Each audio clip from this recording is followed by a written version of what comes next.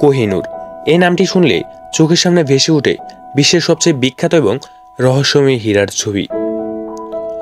শতাব্দীর পর শতাব্দী ধরে এই হীরার সঙ্গে জড়িত রয়েছে ক্ষমতা, লালসা এবং রহস্যের গল্প। কে এই কোহিনূরের প্রকৃত মালিক, কিভাবে এটি বিশ্বের শাসকের হাতে পৌঁছেছে? আজকের ভিডিওতে আমরা জানব কোহিনূর হীরার আকর্ষণীয় এবং রহস্যময় ইতিহাস।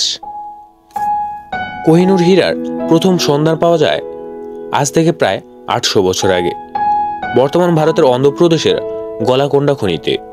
তখনকার দিনে এটি পরিচিত ছিল সমুদ্রের আলো নামে। প্রথম দিকে এই হীরা ছিল কাকাতীয় সাম্রাজ্যের সম্পদ। কথিত আছে এটি ছিল এতটাই মূল্যবান যে এর কোনো নির্দিষ্ট দাম নির্ধারণ করা সম্ভব ছিল না। তবে কোহিনূরের সৌন্দর্যের চেয়েও বেশি ছিল এর ঐতিহাসিক গুরুত্ব। এটি সবসময় ক্ষমতার প্রতীক হিসেবে বিবেচিত হতো। কোহিনূর হীরার যাত্রা ছিল অনেকের রক্তাক্ত। এটি এক শাসকের হাত থেকে অন্য শাসকের হাতে গেছে প্রায়শ যুদ্ধ এবং ষড়যন্ত্রের মাধ্যমে। 1526 সালে মুঘল সাম্রাজ্যের প্রতিষ্ঠাতা বাবরের হাত ধরে এটি প্রথমবারের মতো ইতিহাসের গুরুত্বপূর্ণ ভূমিকা পালন করে। পরে এটি মুঘল সম্রাট শাহজাহানের ময়ূর সিংহাসনের শোভা বৃদ্ধি করে। তবে মুঘল সাম্রাজ্যের পতনের পর হীরাটি আফগানিস্তান, ইরান এবং ভারতীয় শিখ শাসকের হাতে আসে। 1849 সালে পাঞ্জাব দখলের পর ব্রিটিশরা কোহিনূরকে অধিকার করে। এরপর এটি পাঠানো হয় ইংল্যান্ডে, যেখানে এটি ব্রিটিশ রানীর মুকুটে স্থান পায়। কোহিনূরের ইতিহাসের আরেকটি রহস্যময় দিক হলো এর সঙ্গে জড়িয়ে থাকা অভিশাপ। বলা হয় এই হীরা পুরুষ শাসকের জন্য অশুভ।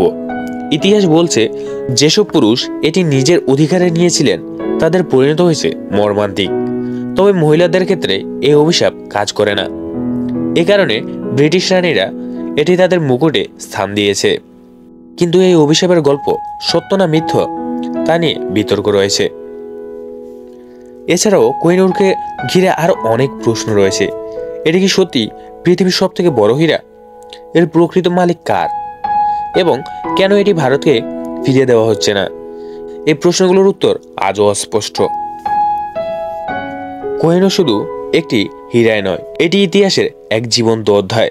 এটি ক্ষমতার প্রতীক, লালসার প্রতীক এবং একই সঙ্গে একটি রহস্য। এর সঙ্গে জড়িয়ে থাকা গল্পগুলো প্রজন্মের পর প্রজন্ম ধরে মানুষকে মুগ্ধ করে রেখেছে। আপনার কি মনে হয়, কোহিনূর কি ভারতের কাছে ফিরে আসা উচিত? আপনার মতামত জানাতে ভুলবেন না। ভিডিওটি ভালো লাগে লাইক দিন, শেয়ার করুন এবং সাবস্ক্রাইব করুন আমাদের ইউটিউব চ্যানেল সুভাষু।